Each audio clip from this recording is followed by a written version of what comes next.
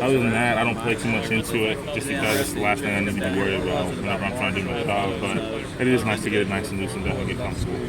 Is it putting on that jersey is sort of bring it to a finality that, hey, it's game week. It's here. Yeah, watching the defense put it on yesterday, and because they had to loosen theirs up, and then us putting ours on today, it kind of brings it to more of a reality. So it makes it a little more real for you. So it's definitely coming, and I can't wait to play. You're sitting here, you're shaking. It looks like you're going to hit one of us. I don't know which one it is. You got me envisioning the game right now. Is that sort of how it is? Yeah, you got me envisioning the game. Obviously, I mean, you bring an intensity to practice and to film and whatever you do to prepare for games. But there's nothing like game day. There's nothing like the juice you bring, the energy that you bring and your teammates bring out there on the field with you. As it set in, this is going to be your first game, and you get to do it here at the Joan. How big is that? I mean, it's huge. I try not to play into that, but it's hard not to think about. I told Coach Mirabal before this camp on the first day, I said this is the last first day. So, I mean, you're definitely thinking about it. It's obviously in the back of your head when you're going into doing things. So it's going to be a special moment. It's going to be a special time. It's going to be a special season.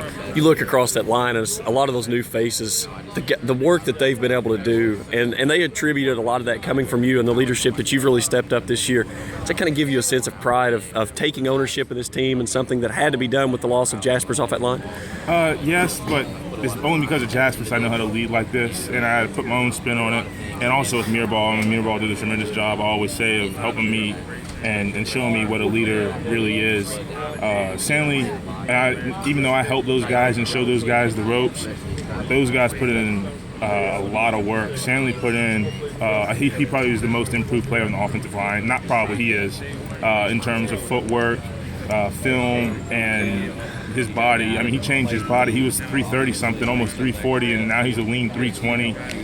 He almost finished first every single time in all the conditioning out of all the linemen, other than Swede, and you're not going to beat Swede. And then Nate Devers did a tremendous job going from like 260 to 290 in 3 months, and he doesn't even look like he has an ounce of fat on him. So, I mean, those guys just did a tremendous job in the offseason.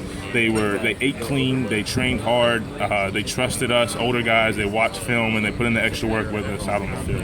Having Sandley on the backside, he's got a bigger responsibility. He's got to take care of the blind side of Birdsong. Right. Did it take a little bit for you guys to pick up that trust factor with him of saying, okay, we got to do our job, and hopefully he's going to do his? But, I mean, he's, like you said, he's really stepped it up in camp.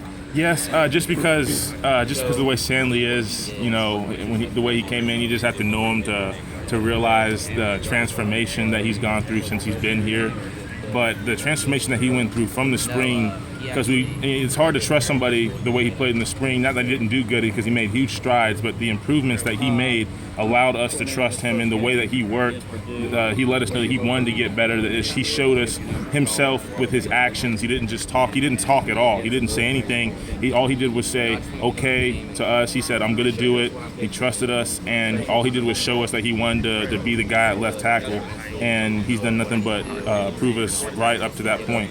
You go to bed every night just counting the days and the hours of when you finally get to line up and hit somebody other than your teammates. Yeah, my teammates make fun of me because I listen to music, and the only music I can listen to is if I can envision myself playing football to it. I fantasize about football, and all I'm doing right now is fantasizing about playing Purdue. I mean, I'm obsessed with football, man. All right, what